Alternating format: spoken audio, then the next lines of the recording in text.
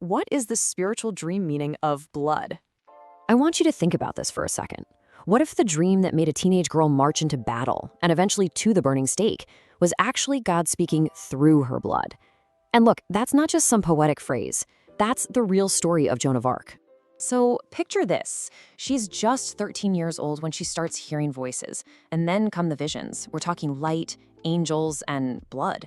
She didn't ask for any of it. She couldn't turn them off. And when those visions told her to go lead an army, she actually went. By 17, with absolutely zero military training, she's leading campaigns that veteran generals had been failing at for decades. I mean, she literally changed the course of European history. And what was her reward? Just 2 years later, at 19, she was burned alive. Her crime? Daring to claim her authority came straight from God, from those visions. It took 25 years for them to finally admit she was a martyr. See, history eventually had to admit what she knew all along. Those visions were real. The blood she saw in them and the blood she shed because of them, it all meant something. And that is precisely why your dream matters so much. So if you've been waking up, heart pounding in your chest because you just dreamed of blood, listen to me. You are not broken. You are being spoken to. The only real question is, are you actually listening? So we have to ask right now, immediately, is what you saw a warning to stop what you're doing, or is it an invitation to finally begin? Think about it. Out of all the symbols in the entire universe, what on earth does it mean when your subconscious, your very soul, chooses blood as its language? And why is it that this exact dream shows up for so many of us right at these pivotal life-changing moments? Okay, let's be crystal clear about this. These are not some fuzzy, abstract questions for a philosophy class. These are life or death questions about the direction your soul is literally demanding you take. All right, so let's decode this thing, because blood in a dream is never random. It's probably the most primal, most loaded symbol your subconscious can possibly pull out of its toolbox. We have to understand its language. You know, every single major religion, every ancient culture that's ever existed uses blood as a marker. For what? For life, for death, for sacred promises, and for total gut-wrenching transformation. So when your dreaming mind grabs that symbol, it's not trying to be overly dramatic. It's being incredibly precise. So what is it pointing to? Well, for starters, it's showing you exactly where your life force, that essential energy you have, is going. It's putting a giant spotlight on what is most intensely alive in you right now. And, just as importantly, what part of you might need to die to make room for something new. Maybe it's a huge transformation you've been refusing to accept. Or it's showing you where you're just bleeding yourself dry for someone or something else. Or maybe it's pointing to something you absolutely positively must let go of. And look, this isn't just some ancient mystical woo-woo. Modern psychology is finally catching up to what the mystics have known forever. We carry our most vital truths in our bodies. Blood is the language of the body. And in our dreams, well, that's when it becomes the language of the soul. Which brings us to the final and most important point. This dream, it's not a suggestion. It's a mandate. It's a direct order from your soul. And you don't get to opt out. Believe me, when your psyche starts speaking in blood, it is way, way past the point of whispering. This isn't a hint. This is a shout. It's telling you, with zero room for error, that something in your life has to change. Something has to be honored. Something has to end right now so that something else can finally live. You simply do not have the luxury of dismissing this dream. Joan of Arc didn't. Just think about the history that was made because she listened. And maybe, just maybe, the future that was lost when others refused. Your dream is a demand. It's demanding that you find the courage to actually look at what it's showing you. So, look. Part 2. Let's jump right in. Okay, so your dream was not generic. And the details, they matter a lot. This is where it gets personal, you know? This is where the real work actually begins. First up, Act 1, the personal confrontation. We're talking about what your body is literally demanding you see. Let's start with those dreams that force you to look inward. Yeah, the ones that are entirely, and let's be honest, sometimes uncomfortably, all about you. So, are you dreaming of your own blood? Okay, first things first, stop thinking it's some kind of death omen. It is the absolute opposite. Seriously, this is one of the most powerful signs of vitality your subconscious can even throw at you. What it is vitality, a sacred purge. Spiritually, seeing your own blood means you're in a period of deep, deep self-reckoning. A version of you, maybe a belief you held, a way of being, it's being released. It's a purge that comes right before renewal. So what are you supposed to do with that, right? Here's your task. I want you to ask yourself, what have I been carrying in my body as tension or just sheer exhaustion? Then you need to name it and finally write it down. Just the act of naming it, that's what begins the release. And then there's this one. The dream of blood on your hands. This is the one that wakes women up at 3 a.m. for a reason. Look, this isn't about guilt. It's about responsibility. Your spirit is confronting you, asking, where have my choices or even my silence had an impact?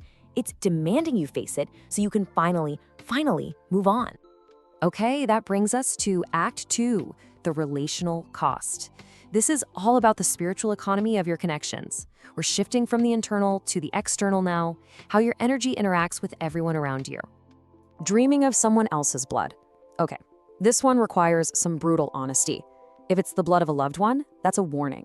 It means this bond is costing someone dearly, and your subconscious just can't stay quiet about it anymore. But if it's the blood of someone who hurt you, that means your soul is finally starting the sacred, painful work of releasing that wound. This is grief, and you have to honor it. So the way forward here isn't about pointing fingers. It's not about confrontation. It's about connection. I mean, have the conversation you've been putting off, the one you've been avoiding. That's where the healing really starts. But what if you're dreaming of giving blood willingly? This has that Joan of Arc energy, a sacred surrender. But you have to ask yourself, am I giving from a place of real purpose? Or am I just doing it out of fear and people-pleasing? Your honest answer to that question changes absolutely everything. All right, Act 3, the environmental warning. Think of these dreams as the subtle alarms going off in your life. They're signaling a hidden issue, not just in you, but in your whole emotional or domestic environment. This one, bleeding but feeling no pain? This is spiritually urgent. If you're bleeding in your dream and you feel nothing, it means you are completely running on empty. You've disconnected from how much you're giving away because you've been in survival mode for way too long. So what's the fix? It's simple. It's one thing. And it's immediate. This week. Not next month. Not someday. This week. I want you to cancel one commitment. Just one. Something you said yes to out of obligation, not because you actually wanted to. That's where you start. Okay, let's talk about blood in water. In dreams, water is almost always your subconscious. So how you felt when you woke up, that tells you everything. Did you wake up feeling scared? It means your emotional foundation is compromised. A truth you know is being tainted by pain. But did you wake up feeling peaceful? That means the healing has already started. The wound is being washed clean. And what about blood on your clothes or on your sheets? The message here is not subtle at all. It means what's private, a secret, a need, a desire, it just can't be hidden anymore.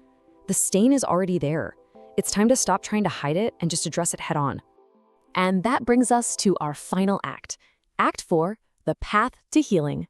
This is all about reclaiming your power and your resilience. So, are you dreaming of drinking blood? Now, I know that sounds alarming, but I want you to stay with me here. Ask yourself, whose power do you crave? This isn't about being a vampire. It's about a deep need to internalize a strength you feel you're lacking. Because here's the secret, right? The power you're seeking from others, it's something your soul already recognizes as yours to claim. So your task this week, take one action, just one, that expresses that quality, and do it without asking for anyone else's permission. What if you dream of an old wound reopening? Yeah, that's gonna shake you. It's supposed to. But please hear this. Your subconscious is not torturing you. It means you are finally strong enough to finish the work. You're ready. That's why it's coming up right now. And then there's the dream of grace, a wound that just stops bleeding. This is it. The message is crystal clear. Something you feared would destroy you, well, it won't. The chapter that drained every ounce of energy from you is finally coming to a natural close. You are so much more resilient than you've ever let yourself believe. Okay, for our bonus round, let's talk about something really specific. Sacred or golden blood. Sometimes the message isn't a puzzle you have to solve. Sometimes it's a direct message from the universe. And that's what's happening when the blood in your dream is luminous or golden.